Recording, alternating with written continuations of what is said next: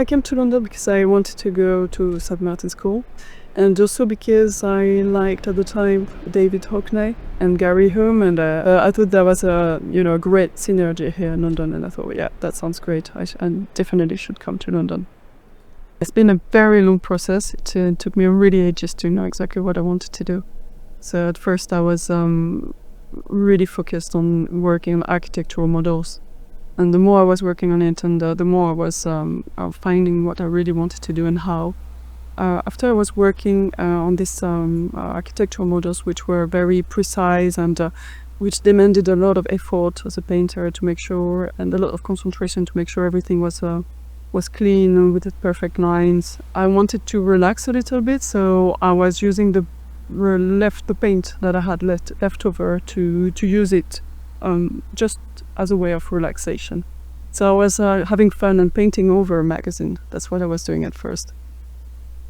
It actually worked well, and I found more and more interest in what I was doing there, even if it was not primary work.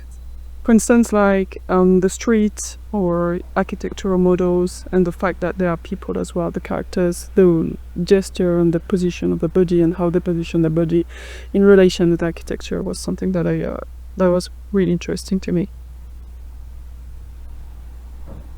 It's not really theaters. It doesn't really exactly like theaters. It's more like machines, but bringing characters is also a way to it's not only presence of elements, but it's also emotions, and that's what was missing in my work.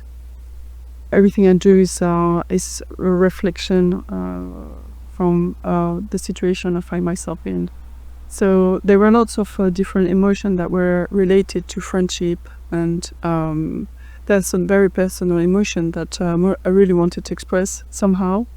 Maybe a way to heal this, basically. And this it's a little bit the way I work. So I just using everything that's around my work, my situation, my life. It can be anything. It can be social media, it can be fashion, it can be magazine, it can be the news as well sometimes, and there are some elements that are condensating into different signs that I can use on the surface of the canvas. This is sometimes conscious and sometimes unconscious.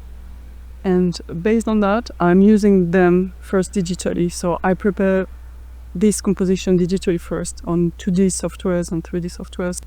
When I do that, I always make sure there's a lot of space, a lot of room for unexpected development. And that's extremely important. When you transition into the canvas, you don't know how the paint is going to react, the colors and the physical presence of the work that you're doing. Does it really work well or not? And this is very unpredictable. You can't really predict that, and you really have to do it to sort of see if it's really the condensation is working well, and if there is an alchemy as well, and if you have pleasure as well to paint it.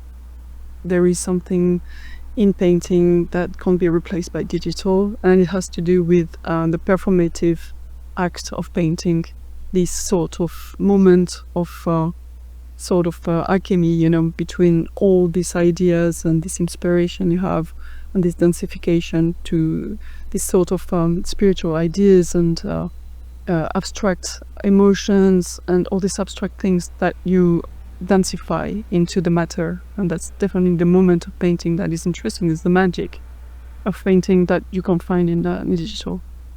It's the first time I'm going to show work where I merge my characters and architectural models all together in different paintings.